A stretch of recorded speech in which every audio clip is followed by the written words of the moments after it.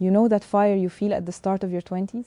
That feeling that says, I can do anything, I can build a new life, I can escape every limit around me. That fire is real. I am not here to mock it. I am not here to tell you that your dreams are stupid. Your words are right. Your ambition is real. But nobody tells you that this energy can shrink with time. Not because you became weak, not because you stopped believing in yourself. Sometimes life keeps taking from you until there is almost no space left to think. Some people are born into an environment that helps them move forward. They have time, support, money, safety, and people around them who believe in what they are building. If they fail, they can try again. If they get tired, they can rest. If they need a course, a laptop, or a quiet room, they can find one. Other people are fighting a completely different war. They wake up early, work 12 hours, sometimes 16, then go home carrying the weight of an entire family.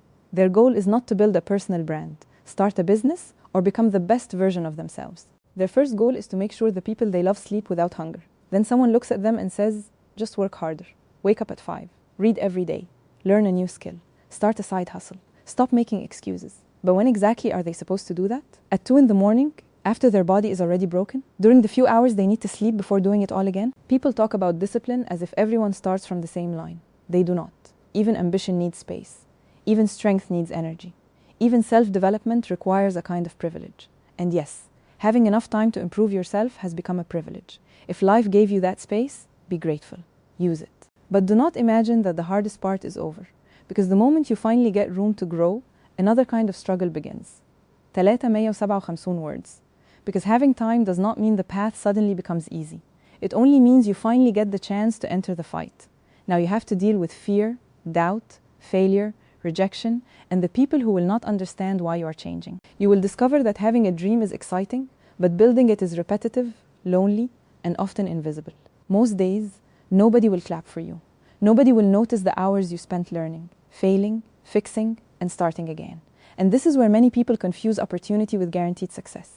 Having space to grow is a privilege, but using that space still takes courage. You can have free time and waste it. You can have support and still be afraid.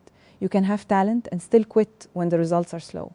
So yes, your environment matters, money matters, time matters, family responsibilities matter, mental pressure matters. Pretending they do not matter is not motivation. It is ignorance. But the opposite is also dangerous. Do not turn your difficult circumstances into a permanent identity. Your struggle explains why your journey is harder. It does not automatically decide how your story ends. Maybe you cannot move fast. Maybe you cannot take huge risks. Maybe your progress is only 30 minutes a day. That is still progress. The real problem is comparing your chapter 1 to someone who started with money, connections, education, and a safety net. You see their speed, but you do not see their starting point. Then you punish yourself for not reaching the same place at the same time. Life is not fair, and motivation cannot fix everything. But clear thinking can stop you from blaming yourself for battles you never chose. Their silence may be exhaustion, not a lack of ambition.